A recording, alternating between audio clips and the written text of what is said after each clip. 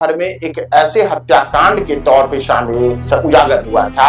जिसमें कहा जाए तो सेक्स, मर्डर और पॉलिटिक्स सौंदर्य था उनका, जिनकी जो सुंदरता थी उसके दीवाने हुआ करते थे। बॉबी थी वह विधानसभा के अंदर तो अलग अलग लोगों को खुश करती ही थी, और जिन लोगों को खुश करती थी उसमें ऐसे ऐसे भी सियासतदान के नाम दबी जुबान में लिए गए थे जिसमें पिता और पुत्र दोनों उस हुस्न की मलिका के दीवाने हुआ करते थे। नमस्कार, आप देख रहे हैं न्यूज़ फॉर नेशन और मैं हूं प्रियदर्शन, और हम बात कर रहे हैं आचार्य किशोर कुणाल की। आचार्य किशोर कुणाल जिनका निधन आज ही पटना में हुआ, और पटना के महावीर मंदिर न्यास के सचिव में जहां उन्होंने अपनी अहम भूमिका निभाई और पटना के महावीर मंदिर को एक ऐसे मुकाम पे पहुंचाया जो सेवा कार्यों के लिए पूरे भारत में प्रसिद्ध हुआ। लेकिन हम आज आपसे आचार्य किशोर कुणाल के उस किस्से के बारे में बात करेंगे जो बॉबी हत्याकांड से जुड़ा है। जी हाँ, बॉबी हत्याकांड, जिस बॉबी हत्याकांड के बारे में आचार्य किशोर कुणाल ने एक ऐसे प्रसिद्धि पाई जिसमें बॉबी हत्याकांड के जुड़े तारों को खंगालने के लिए आचार्य किशोर कुणाल जब आईपीएस हुआ करते थे और पटना के एसएसपी के पद पर तैनात थे, तब उस दौरान उन्होंने उस हत्याकांड को उजागर करने के लिए कई जो राजनीतिज्ञ थे उनसे भी पंगा ले लिया था। और इतना ही नहीं, बातें तो यहाँ तक सामने आई थी कि उस वक्त की सरकार को गिरा देने के लिए भी कई विधायकों ने मुख्यमंत्री पर दबाव बनाया था, और क्योंकि वो चाहते थे कि इस पूरे मामले से किशोर कुणाल का पत्ता साफ किया जाए। तो दरअसल बॉबी हत्याकांड बिहार ही नहीं बल्कि भारत भर में एक ऐसे हत्याकांड के तौर पे शामिल उजागर हुआ था जिसमें कहा जाए तो सेक्स, मर्डर और पॉलिटिक्स। दरअसल किशोर कुणाल आईपीएस हुआ करते थे और वह गुजरात कैडर के आईपीएस थे, लेकिन बाद में वह प्रतिनियुक्ति पर बिहार आ गए थे और वर्ष 1983 में उन्हें पटना का एसएसपी बनाया गया। और जब पटना का एसएसपी बनाया गया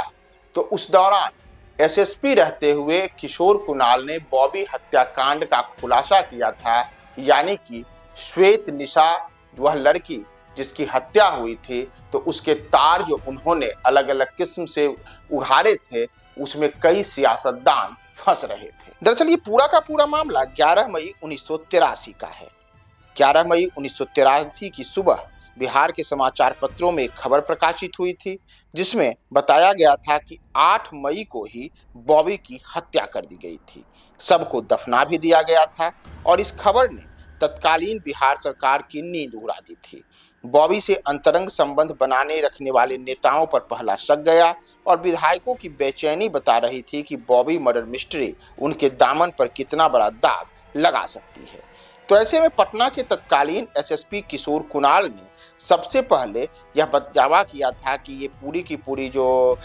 मामले की जो बातें सामने आ रही हैं, इसमें जो कोई भी सामने रहेगा उसे जरूर सजा दिलाने की कोशिश की जाएगी।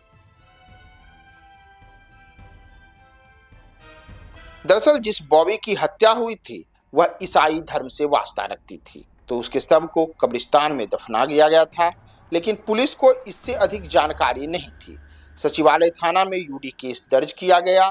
और आचार्य किशोर कुणाल के जीवन पर लिखी गई उनकी जीवनी दमन तक्षकों का उस किताब में बॉबी हत्याकांड को लेकर के काफी बड़े स्तर पर पूरी कहानी बताई गई है कि कैसे इसमें पूरे के पूरे मामले में कई ऐसे सियासतदान रहे जिन सियासतदानों के हाथ उसमें होने का संदेह जाहिर एसएसपी किशोर कुणाल ने तब किया था। दरअसल बॉबी हत्याकांड के बारे में सबसे पहले जो जिक्र किया गया था वह दैनिक समाचार पत्रों में तब आज अखबार में सुरेंद्र किशोर ने तथा प्रदीप में परशुराम शर्मा ने मुख्य पृष्ठ पर बॉबी की हत्या की जो पूरी की पूरी घटना थी उसका जिक्र किया था, और उसमें कई सियासतदानों के बारे में परोक्ष रूप से ये बातें सामने लिखी गई थी कि कैसे एक मौत जो बुलबुल की हुई है, यानी कि बुलबुल यानी कि बॉबी की जो मौत हुई है उसमें कैसे गिद्धों का, यानी कि जो सियासतदान है उन्हें गिद्ध बता करके ये बताया गया था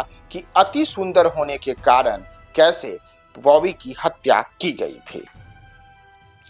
दरअसल आचार्य किशोर कुणाल की किताब दमन तक्षकों में 12 मई 1993 के अंक में हीरानंदन झा के संपादकत्व वाले अखबार आर्यावर्त के मुख्य पृष्ठ पर छपे ये वासना के व्यापारी कौन शीर्षक के एक अंतिम पारे में लिखा हुआ था कि ऐसा कहा जा रहा है कि एक उच्च स्तरीय नेता के आवास पर बेबी की हत्या शराब में जहर मिलाकर की गई, क्योंकि बेबी उन्हें ब्लैकमेल करने की कोशिश में उनके कुछ पत्र एवं रीति क्रिया के अश्लील मुद्राओं को उनके फोटो उन्हें दिखाने ले गई थी। विधानसभा में कई नेताओं के विषय में कहा जाता है कि उसकी सेवाओं से खुश होकर अपने पूरे मास के यात्रा भत्ते के कागजात दस्तखत करके इनाम स्वरूप उसे दे दिया करते थे। एक महत्वपूर्ण नेता के विषय में कहा जाता है कि वे और उनका नौजवान पुत्र दोनों उसके गहरे प्रशंसक थे। दरअसल जिस बॉबी हत्याकांड के बारे में पूरे बिहार ही नहीं बल्कि पूरे देश में चर्चा चली थी, उस बॉबी का नाम श्वेत निशा था, श्वेत निशा त्रिवेदी। दरअसल श्वेत निशा त्रिवेदी इसलिए क्योंकि श्वेत निशा त्रिवेदी जो थी वह एक बड़े नाम वाले की दत्तक पुत्री थी। बॉबी का जैसा नाम था श्वेत निशा, वे उसी किस्म की खूबसूरत भी थी। उसके हुस्न के हर कोई दीवाने हुआ करते थे और उस दौर में उसके सौंदर्य से अभिभूत होकर उसके प्रशंसकों ने उसका नाम राज कपूर की सुपरहिट फिल्म बॉबी की नायिका के नाम पर बॉबी रख दिया था। और एक महज टाइपराइटर की नौकरी करने वाली यानी कि टाइपराइटर ऑपरेटर की नौकरी करने वाली श्वेत निशा उर्फ बॉबी देखते ही देखते विधानसभा के भीतर एक ऐसी महिला के तौर पर सामने आ गई थी जिसके बारे में कहा जाता था कि उसके संबंध कई ऐसे राजनेताओं से थे जिनके बारे में कहा जाता है कि उस वक्त वे सियासत के सबसे ऊपर वाली सीढ़ी पर बैठते थे। दरअसल उस वक्त तो यहाँ तक कहा जाता है कि श्वेत निशा उर्फ बॉबी उस वक्त पाटलिपुत्र की नगर बधू कही जाती थी, यानी कि पटना के सियासी हलकों में वह एक ऐसी सुंदरी थी जिसका हर कोई दीवाना हुआ करता था। और इसी बीच कहा जाता है कि जो श्वेत निशा और बॉबी थी वह विधानसभा के अंदर तो अलग अलग लोगों को खुश करती ही थी, और जिन लोगों को खुश करती थी उसमें ऐसे भी सियासतदान के नाम दबी जुबान में लिए गए थे जिसमें पिता और पुत्र दोनों उस हुस्न की मलिका के दीवाने हुआ करते थे। यानी कि पिता भी बॉबी के साथ उसी तरीके से खुल करके सामने आते थे जैसे पुत्र भी उनके जो सौंदर्य था, उनका की जो सुंदरता थी उसके दीवाने हुआ करते थे। और इन तमाम चीज़ों के बीच ये बातें भी सामने आई थी कि बॉबी ने कई लोगों को ब्लैकमेल करना भी शुरू किया था, और नतीजा हुआ था कि इसी कारण से उसकी हत्या कर दी गई थी और आनंद फानंद में उसे जो शराब में जहर डाल करके पिलाया गया था, जिसके बाद उसकी मौत हुई थी, तो उसके शव को दफना दिया गया था। लेकिन जब यह मामला आचार्य किशोर कुणाल जो उस वक्त पटना के एसएसपी हुआ करते थे उनके संज्ञान में आया था, तब जो श्वेत निशा यानी कि बॉबी थी, बॉबी के शव को निकाला गया था कब्र से और उसके बाद उसकी जांच हुई। तमाम किस्म की बातों में कई किस्म के ऐसे लोग भी सामने आए जिनके बारे में कहा जाता है कि किशोर कुणाल ने खुद अनुसंधान को लीड किया और कई राजनेताओं तक उन्होंने ऐसी पकड़ बना ली थी जो जल्द ही कानून के शिकंजे में फंसने वाले थे। और यहाँ तक कहा जाता है कि उस दौर में आचार्य किशोर कुणाल एसएसपी रहते हुए जब पटना में इस पूरे मामले की जांच कर रहे थे, तो तब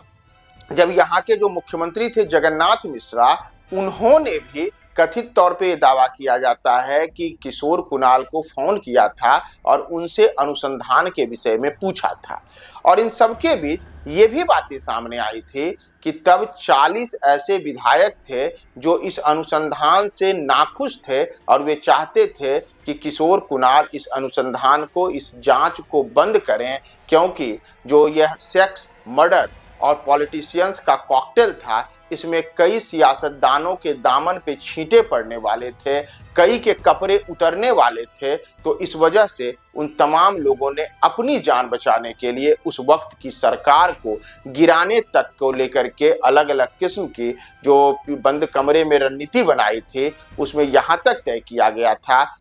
40 विधायकों ने तत्कालीन सरकार को गिरा देने को लेकर के एक पूरा षड्यंत्र रचा। और जब ये बातें उस वक्त के मुख्यमंत्री को पता चली तो कहा जाता है कि अपने विधायकों के खुशी के लिए तब अचानक से इस केस को, जो बॉबी हत्याकांड केस था, इसे, जिसमें कि मर्डर को लेकर के आज किशोर कुणाल पूरी तरीके से आश्वस्त थे कि यह एक मर्डर का मामला है, उस मामले की जांच को अचानक से सीबीआई को सौंप दिया गया। और जब सीबीआई को यह मामला सौंपा गया तो उसके बाद सीबीआई ने कुछ दिनों तक चले अपने जांच के बाद यह फाइनल करके मामले को क्लोज कर दिया कि श्वेत निशा यानी कि बॉबी ने आत्महत्या की थी। तो जहां बॉबी हत्याकांड के मामले को सुलझाने के लिए, उसके परत दर परत जो तमाम किस्म के सबूत थे उसे उघाड़ने के लिए आचार्य किशोर कुणाल ने पटना एसएसपी के तौर पर रहते हुए कई सियासतदानों से भी बैर ले लिया था, तो वहीं दूसरी ओर जब यह मामला सीबीआई के पास गया तो सीबीआई ने इस पूरे मामले को आत्महत्या करार दिया था।